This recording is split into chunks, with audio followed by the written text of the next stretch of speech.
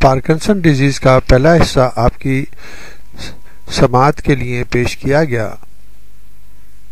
Parkinson disease کے بارے میں مزید معلومات ہم آپ کو بتانا چاہتے ہیں۔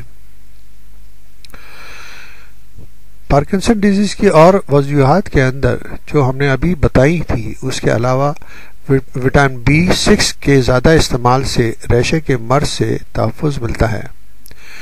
ڈچ سائنسدان کا تازہ ترین تحقیقی مقالہ جو میڈیکل جرنل میں شائع ہوا کے مطابق وٹامن B6 جسم میں پروٹین کو جذب کرنے، قوت مدافعت بڑھانے میں، اعصابی نظام کو درست رکھنے میں انتہائی معاون ہے۔ ماہرین کے مطابق مشاہدات کے بعد یہ بات سامنے آئی ہے کہ ایسے افراد جن کی خوراک میں وٹامن B6 کی وافر مقدار موجود ہوتی ہے وہ پارکنسن جیسے امراض کا بہت کم شکار ہوتے ہیں۔ اس کے علاوہ وٹامن کا بکثرت استعمال کرنے والے افراد دیگر ذہنی نفسیاتی امراض سے بھی محفوظ رہتے ہیں۔ پارکنسن سے بچاؤ اور علاج کے لیے مفید ورزشیں۔ اس مرض میں جسم کے پٹھوں یعنی مسلز کی حالت اور استعداد قائم رکھنے کے لیے روزانہ وقت پر دوا کھانا، مناسب ورزش کرنا، اپنی روزمرہ کی سرگرمیاں جاری رکھنا لازمی ہے۔ ذیل میں چند ایسی ورزشیں بتائی جا رہی ہیں جو یہ اس مرض کے علاج میں ممدوح ثابت اور معاون ثابت ہو سکتی ہیں۔ یہ ورزشیں مریض کے پٹھوں یعنی کہ مسلز کی توانائی اور حیت کو برقرار رکھتی ہیں اور ریڑھ کی ہڈی اور دیگر اعضاء کو بگاڑ سے بچاتی ہیں۔ چلتے وقت پاؤں کا انگوٹھا ضرور اٹھائیں۔ جب محسوس کریں ٹانگیں منجمد ہو گئی ہیں یا فرش سے چپک گئی ہیں تو پاؤں کا انگوٹھا اٹھانے سے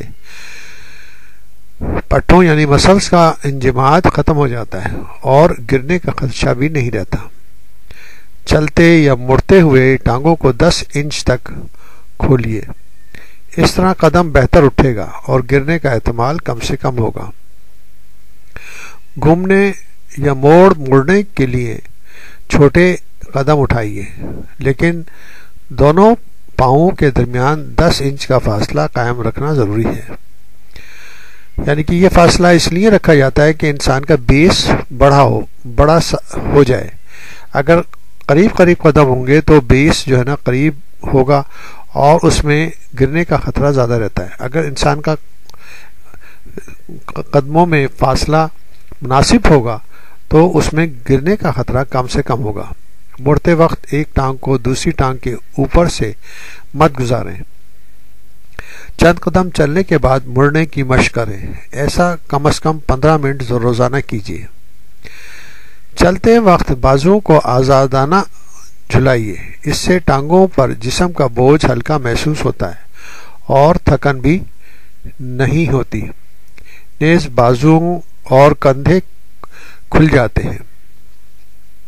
اگر کرسی سے اٹھنا مشکل محسوس ہوتا ہے تو یکدم اٹھیے، اس سے اسپیسیفک گریویٹی کشش ثقل پر فتح حاصل ہوگی۔ کرسی پر بیٹھتے وقت جسم کو آگے کی طرف جھکائے ہوئے آہستہ آہستہ نیچے ہوں حتیٰ کہ جسم نشست کو چھونے لگے۔ یہ مشق دن بھر میں کم از کم 12 مرتبہ کریں۔ اگر جسم کسی ایک سمت جھکتا محسوس ہو تو توازن قائم رکھنے کے لیے دوسرے ہاتھوں میں کتابوں یا کسی اور وزنی چیز سے بھرا تھیلا اٹھائیں۔ ایسے کام جنہیں کرنے میں مشکل پیش آئے جیسے بٹن بند کرنا یا بستر سے اٹھنا وغیرہ تو دن میں ایسے کاموں کو 20 مرتبہ کرنے کی کوشش کریں۔ اس سے متعلقہ کام کرنے میں آسانی پیدا ہونے لگے گی۔ پٹھے یعنی کہ مسل اکڑنے لگیں تو کسی دیوار کی طرف منہ کر کے 8 انچ کے فاصلے پر کھڑے ہو جائیے اور اپنے بازو اوپر اٹھا لیں اور دیوار تک پہنچیں۔ دیوار کی طرف جھک جائیں، بازو پھیلائیں۔ یہ عمل کئی مرتبہ دہرائیں۔ اپنی پشت دیوار کے ساتھ لگا کر کھڑے ہو جائیں. باری باری گھٹنے جھکا کر ٹانگیں اس قدر اوپر اٹھائیں جس قدر ممکن ہو. انداز یہ ہونا چاہیے جیسے آپ ایک جگہ کھڑے ہو کر مارچ پاسٹ کیا جاتا ہے. 10-12 مرتبہ یہ عمل دہرائیں.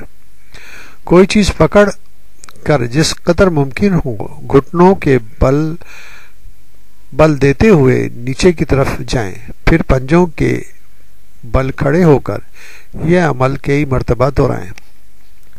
سیدھی پشت والی کرسی پر بیٹھ جائیں. اپنے ہاتھ کرسی کے پشت تک لے جائیں. پھر کندھے اور کمر ممکنہ حد تک کرسی کی پشت تک لائیں. پھر اپنا سر اٹھا کر چھت کو گھوریے.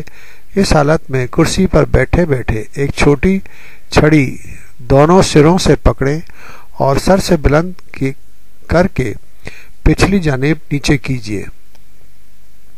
اس دوران کندھے بالکل سیدھے رکھیے. یہ عمل بھی جتنی بار ممکن ہو دہرائیں. سخت بیڈ، تخت پوش یا فرش پر چادروں شانے چت لیٹ جائیں.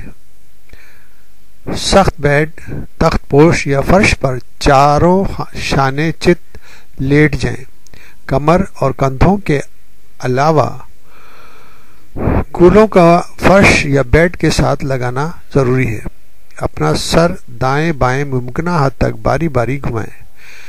اطمینان کر لیں کہ سر، کندھے، پشت اور گھٹنوں کے پشت فرش سے لگے ہوں. اسی طرح لیٹے لیٹے کروٹ بدلیے اور پیٹ کے بل لیٹ کر اپنے ہاتھ پشت پر لے جائیے اور چہرہ اٹھا کر چھت کو دیکھیے. ایسا کرتے ہوئے چھاتی کو بھی فرش یا بیڈ سے بلند کرنے کی کوشش کریں. اس طرح آپ اس مرض کے اوپر آسانی سے قابو پا سکتے ہیں. اگر آپ کے گھر میں کوئی فرد اس مرض کا مریض ہو تو اپنے فیملی ڈاکٹر سے مشورہ کریں اور ان ورزشوں پہ عمل کر کے آپ اپنے مریض کی صحت کو بہتر طور پر اور اپنے روزمرہ کے کام کو انجام دینے میں مدد دے سکتے ہیں.